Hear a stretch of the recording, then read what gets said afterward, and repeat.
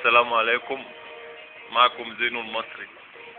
اولا انا اعرفكم كيفية عمل السيارة الورقية، عشان في ناس كتير فكرة ان انا جايبينها من على جوجل ولا بشتغلهم، وبالذات المعلم عصام العمدة وحمادة. بس انا اكد لهم يعني بالمنظر دلوقتي، هيأكد لهم دلوقتي بالوضع الحالي يعني. ماشي العمل واضح. ايوه ماشي العمل ماشي العمل بالحقيقة عشان ما يقولوش ايوه انا عشان ملوش بنشتغلونا. ماشي دي علبة السجاير اهي، دي علبة السجاير اهي. تمام، وهوريكم شكلي دلوقتي. اصبر. اقول لكم شكلي انا الاول المذيع اللي ده حسان على فكرة، صديق ملنا. صديق ملنا. ايوه وده زينو. ده زينو اللي قدامكم على الشاشة بيبدع ابداعاته. علبة زي ما انتم سجاير شايفين السجارة اهي، نلاحظ معانا نتابع معاه. بنفك علبة السجاير اهي. فك علبة السجارة كده اهو. بس على ما اعتقد انتوا ممكن برضه حتى لو اتفرجت عليها برضه مش هتعرفوا تعلموها. لا ممكن مش تعجبكم برضه. قدامكم اهو السجاير ووشه. السجاير كلها هي خالص، لكن ايه، بصوا للطريقة اللي بيتحدث بيها هو بيفكها ازاي، عشان بعد كده ممكن تتعلموها ممكن لا. ده اكيد. لما الثانية هتفك علبة السجاير. زي ما بتيجي ساعات مثلا تيجي تفك علبة السجاير على القهوة على اساس ايه، تلعبوا امريكاني وبتاع بالضمنو والكلام اللي انتوا فاهمينه ده. ده شغل الستينات ده، بتاع شغل حل شحوش. ماشي. اهم حاجة تطلع السلوفانة سليمة. السلوفانة اهم حاجة السلوفانة تطلع سليمة. بس تقطع منك انت وتقول لا ما تقلقش، اهم حاجة تطلع سليمة. خليك حنين طلع السلوفانة لحد وقت كل وقت. اهم شيء في الطيارة السلوفانة. السلوفانة دي سليمة زي الفل. ده السلوفانة زي ما انتم شايفين. ماشي. اول هام كده بقت الايه، علبة السجاير مفكوكة. بقت فتحة خالص. ايه هنشيل الزيادات ده، الزيادات اللي فيها. الزيادات دي خلي بالكم يا جدعان نحتاجها، لازم تعرفوا شوفوا بيرميها فين عشان تعرفوا هتعوزوها تاني. هنقسموها نصين، وش وظهر. الطريقة دي اللي انتم شايفينها قسمت نصين، وش وظهر. دلوقتي بتستخدم الوش ولا الظهر الاول؟ هنستخدمه كله. اول حاجه هنستخدمه السلوفانه، عشان يعتبر ان ايه اصعب حاجه، يعني تعتبر اصعب حاجه السلوفانه في الشغل. بيها الصواريخ بتاعت الطياره ده. الصواريخ اللي بتركب في الجناح والحوارات اللي شايفينها بقى. ممكن شكل السلوفانه بيفرق من علبه لعلبه، يعني دي ستايل السلوفانه كأنه حرف ال. في ممكن تلاقي السلوفانه من غير الزياده دي. فانت بتوصلها بايدك انت بقى. ظبطها. بتوصلها يعني ممكن اقول لك ايه. واهم حاجه تستخدم لو في قطر ماشي، انا عشان اتعودت عليها بعملها بايدي. ما بستخدمش القطر، بستخدم ورقه كده منها. الطريقه دي زي ما انتم شايفين. في ساعات كده كانت السجاير كده، السلوفانه كده. صح؟ انا هشتغل عليها كده عشان يبقى كله ايه، ما يكسرش. واحد. تيجي واخد الايه، طرف كده صغير من السلوفان اهو. طرف صغير من السلوفان اللي هو ده. ايوه. وتيجي مطبقه كمان واحده ثاني كمان؟ ايوه طبقتين يعني. طب كويس. تمام. كده بقوا اثنين اهو. بقوا اثنين. بقوا حتتين لواحد. ايوه اثنين. زين. زين يا عم زين. حبيبي. حبيب قلبي والله. منورين والله ما قصرت يا زينو. سعادتك دي ان شاء الله هنقدمها فكرتك للسيسي، وان شاء الله ياخد بيها ونحدث طيران عشان ندمر جماعة الاخوان بالمرة. ايوه. تحديثاتك بعد مستر زينو المصري. حبيبي. معاكم زينو المصري بيصنع من الكويت، خلي بالكم. يعني ممكن برضه الامير بتاع الكويت يشوف التحديثات اللي بيصنعها دي، ياخدوا ويعملوا شوية طيارات. مش عندهمش طيران حديثة هم الصراحة. ادينا ايه قلنا ايه حتتين اهو. حتى الطيران بتاعنا اللي ورثوه في الكويت، وهذه الثالثة اللي هتبقى الصاروخ الكبير الثالثة دي خلي بالك. ايوه. انا صح معالي اللون برضه عشان تبقى عارفين. على مراد زي زمان لما كانوا يعملوا القراطيس ونحطها في الخرطوم وننفخوه ونعملوه كده رصاصة كده. كنا زمان نمسكوا القراطيس بتاعت الورقة النتيجة ونلفوها ونحطها في الخرطوم ونيجي نسخنها. وتروح طايرة ممكن تيجي في بطن واحد تموتها. وهميا يعني. ده اللعبة اللي بنلعبها يعني. والله مستر زينو وانت مبدع. بس كله تحت امر الناس يعني حبايبنا دول. كله تحت السيطرة يا باشا، هنحب نرضي الناس. اكيد. وعلى فكرة الفيديو ده اترفع أول صاروخ عملناه صغير اللي هيبقى في الجناح على فكرة ده. أنا متابع معانا، أنا فاهم الطيارة دي. أنا حركت بيها الطيارة دي قبل 73. ده احنا عملناها هنا كان هيفوت عليها كويس ياخدوها. يا حمدان في ناس يعني مفكرين بيشتغلوا. لا احنا ما بنشتغلش حد، احنا على الطبيعة. ايوه طبيعي. لا بنغش ولا كلمة الوش ما فيهاش معلش، واللي اتعور يتعور يا صاحبي. فهمت الفكرة انت؟ انا فهمت الفكرة. ده الصاروخ الثاني هيبقى الجناح الثاني ان شاء الله عشان هندمر بهم الاخوان. دول الفكرة ده انتهى للسيس. الخطة الألفية 2014. اصلا الطيارة دي هتتصنع 2014 يا عاملين لها يبقى 2014 عشان تبقى صنعت في الكويت. وده الصاروخ الكبير. وده الصاروخ الكبير بقى اللي هو ربنا يكفيك شره بقى. ده جزء الطيارة. جزء الطيارة كله ده اللي شفت الطيارة اللي دخلت في البرج بتاع أمريكا. الصاروخ بتاعها ده اللي احنا بنصممه. ده البوز بتاعه. ده البوز بقى ده اللي هيبقى ايه لقدام. احنا كده في الطيارة يا جدعان عشان تبقوا عارفين صنعنا ثلاث حاجات: صاروخ صغير وصاروخ كبير وصاروخ ايه، 2 صغيرين واحد كبير.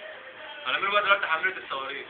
هنعمل بقى تعملها طبعا خدمة السجاير اللي هي بتحط في وشها بالسجاير. اللي بتبقى على الجنب دي اللي بتسند عليها الجيش. ايوه هنعملها زي الاستوكة كده، شغل الاستوكات لو في ناس بتحشش ولا حاجة. طب بعد اذنك يا مستر عايز بس اوري وش للناس عشان يقولوا مين المذيع اللي معاه ده. يا باشا شوف وشك بس انا اوريهم بس ايه. هي فكرة انها زي الاستوكة كده.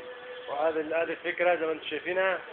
وفاصل ونعود تاني، فاصل ونواصل يعني منذ 3 ثواني بس. مساء الفل عليكم يا رجالة. انا المذيع اللي انا بذيع له وصفومات عشان انا اللي هاخدها منه واصممها سواء في الكويت او مع السيس. احلى باشا دي. نرجع تاني. عندنا بنعمل احنا شايفين نرجع تاني لاخ زينو المصري. الاستوكة اللي بنعملوها. هذه اللي كان ماسكها في ايده الصغيرة صممها اللي هتبقى فيها الصواريخ. دي حملة الصواريخ. دي حملة الصواريخ. ربنا يكفيك شر الصواريخ. ربنا يكفيك شر الصواريخ. ربنا يكفيك شر المستخبي.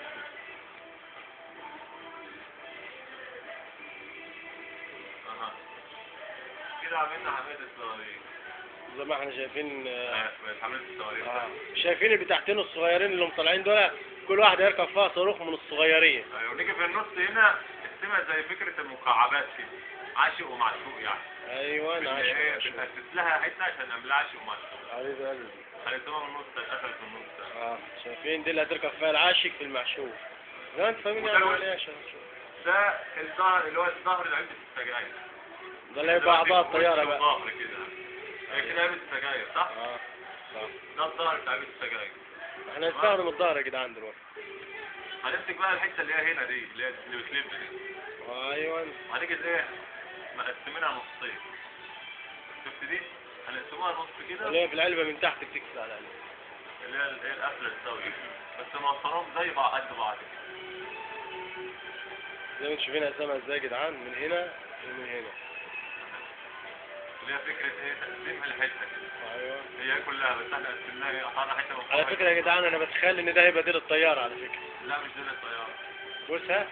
ده هيبقى اللي هو البوز بتاع الطيارة من فوق. بوز الطيارة من فوق. ايوه ما انا فاهم، انا بقول يعني مش ديلها من ورا بس فوق. ايوه. هو يا جدعان انا فاكر الطيارة دي. بقول لكم انا الطيارة دي كنت راكب موديلها. اهي. زي ما انتم شايفين. كده بقت علبة السجاير. علبة السجاير قسمناها. زي ما انتم شايفين بالشكل ده. ونيجي نعملها زي ايه لو لوبوها كده نخليها عاملة زي ملولوة. نخليها نعملها زي الحلزوني كده. بتلف لفة يعني. ايوه حلزوني. زي ما انتم شايفين لفة. بحيث ان هي تبقى زي المكان اللي هيدخل فيه الصاروخ. ده يا جدعان مكان الصاروخ الكبير عشان تبقوا عارفين. تمام. ده مكان الصاروخ الكبير. لكن طبعا انا هجيب لكم الطلبات اللي بيركن عليها. السجاير هنعملها نظام مثلث. ايوه. مثلث كده زي اسمه مثلث يا جدعان اللي هو اساس الطيارة ده عشان تبقوا عارفين. ده اللي تحت الطيارة اللي هو يعني ايه الجسم التحتاني للطيارة. الجسم السفلي. احنا صممنا الجسم الفوقاني اللي يركب في الصاروخ. منها هتحط فيها حاملة الصواريخ. ايوه. تمام. هنيجي من النص مثلث يا جدعان. هنيجي من النص هنا نعمله فتحة صغيرة. فتحة صغيرة. ندخله فيها الايه الراس بتاعت الطيارة. بتاعت الطيارة. طبعا انت لو معاك قطر هيبقى اسهل. اما انا عشان هو مش قطر بيستخدم سنانه. احنا كمصريين ما تمسكش معنا يعني. باسناننا بايدينا برجلينا. انا بالنسبه لي كله بقى بيمشي. لسه هدور انا على قطر والف وبتاع. هو بعدين سنانه طيبة يعني. انا اسناني اصلا يعني راح بالزفت. وبعدين فداك سنانه في اهم حاجة نصبح على الطيارة. حتى لو سنان زينه كلها راحت فاضى الطيارة. بس انا كده ايه عملنا الفتح في النص. هذا السيسي. ونيجي حاطين بقى نظام زي شغل المكعبات اللي هيبقى اللي بيعمل مكعبات هيبقى فاهم قصدي ايه. واللي ما يعملش مكعبات برضه يتفرج ويفهم عنه. ايوه يبقى شغل ممكن يعمل مثلثات بدل المكعبات. يعمل عادي إيه؟ يا عم الطيارة بص ابتدت تتحط اعضاء تحت واللي فوق. اها بقت ايه كده. نظام عاشق ومعشوق. كده قاعد الديل اللي من فوق. تمام. وحملات الصواريخ الصواريخ هي كده الطلبة بقت ايه؟ بقت نظام عاشق ومعشوق يعني. ايوه. تمام؟ تمام. ماشي؟ الله ينور. تحت بقى هنا هنحط العاشق وايه حملات الصواريخ اللي هي دي. اللي هي تحمل الصواريخ خلي بالك يا ايوه جدعان. هنحط نظام برضه عاشق وايه شغل كله عاشق لا ومعشوق. تحمل الصاروخين دول. الصاروخين الصغيرين دول اظن يا زينو. اه عندنا بقى نظام عاشق ومعشوق كده في الايه؟ في الفتحات اللي احنا قطعناها. صح كده. بعد كده بقى نعمل لها ايه نقفل عليها من تحت كده. نقفل لها كده زي رجل الطيارة العجلة بتاع الطيارة. دي رجل بس احنا ما عندناش عجل يا جدعان. احنا مش عجل شح اليومين دول يعني. طيارتنا احنا بتسحب على الارض زي مثلا التعبان كده. كده بتسحب. وصلت. وصلت يا باشا. تمام. شوف الطيارة دلوقتي بقى بتستلم كده هنحط الايه الصواريخ. لان طيارتنا بتطير لفوق على طول ما بتجريش زي الطيارات التانية. الصغير هذا الصاروخ الصغير شوف على اليمين. بيلبس ازاي يا جدعان. على شوفوا اليمين كده هذا الصاروخ الاولاني ركب. الاولاني. قاعد بقى الصاروخ الثاني. الثاني هنحط اليمة الثانية. كده بالصاروخين طلعوا. قاعد الصاروخ الكبير ده يا جدعان خلي بالكم. فيك شر الصاروخ الكبير ده يا جدعان. ده اللي بيدمر بقى. الله. تسلم ايدك يا زينو. تمام. ايه الحلاوه دي؟ بقى انا بقى يا زينو اجيبها لهم كده. الرص اجيبها لهم من كل نواحي ثواني بس يا زينو لسه ما كده. خلصتش يا أحمد. ماشي بس اجيبها لهم وهي قبل ما تخلص برضه عشان يعرفوا ايه. شوف يا جدعان الطياره دي بقى بجيبها لكم من كل جميع النواحي. دي بقى الايه الحته اللي هي بتاعت بص بقى الحته عادي اللي السجاير من فوق. دي الغطا بتاع العلبه مع مفتاح. احنا لو عملناها بيكسب طياره. هو زي ما هو كده في الكلام الاول عملناها طياره. يا جدعان. هنعمله برضه نفس اللولبي بس عكس الاتجاه. شوف يا يعني جدعان نخلي الصفار اللي فوق. عشان يبقى لونها ذهب يا جدعان زي ما انتم فاهمين. ايوه ونجي لا. كده في زي الطياره كده من الطياره ورا. تصلحها لكم ها. نيجي مدخلينها. ايوه الله. ده بقى دي الطياره يا جدعان ده. على فكره احنا ممكن نحدث الطياره دي باحدث حاجات تانية يعني. لا واحده واحده هنحدثها. ممكن ترفع الطياره على ايدك بس يا زينو عشان كده عشان في نعرفها. الطياره يعني. ايوه. حطها على كف ايدك يا زينو عشان الناس تشوفها برضه. تمام كده عشان ايوه تقتنعوا الله بقى ينور. الايه. ثواني بقى يا جدعان ادي الطياره بذمتكم شبه طيارات بشار ولا لا؟ استنى يا جدعان ما تهزش ايدك يا زينو انا بظبطها. ايه رايكم بقى ده؟ تمام. الطيران المصري بقى ده ما تحكيش فيه. الطياره دي يا جدعان يا طلعت رب لنا يا فيها رب تستريحوا. طلعت لنا فيها 3 مليون دولار. وان شاء الله دينار يعني دولار ولا دينار يا زينو؟ في جديد يعني. ادي يا جدعان الطياره ماسكها انا بنفسي وعليها علامه ادي علبه سجاير بقى الطياره يا جدعان. وادي الصواريخ عادله عليكم خلي بالكم عم تتعوركم. وادي الطياره كلها شغله يعني بسيطه بصراحه. وريني كده حاجه. ثواني يا باشا ثواني. ده الفنان بتاعنا زينو تمام. انا بحب اجيبها ايه كده هويتي برنس يا ابني والله. ماشي يا ناس ثواني اجيبها لكم برضه من كل جميع الاتجاهات. هذا طيارتنا بحالتها بعظمتها كأنها ايه. اظبط الصاروخ ده والنبي يا زينو عشان ايه احنا على الهوا دلوقتي. يا زينو قالوا صاروخه هيضرب في الناس ولا ايه؟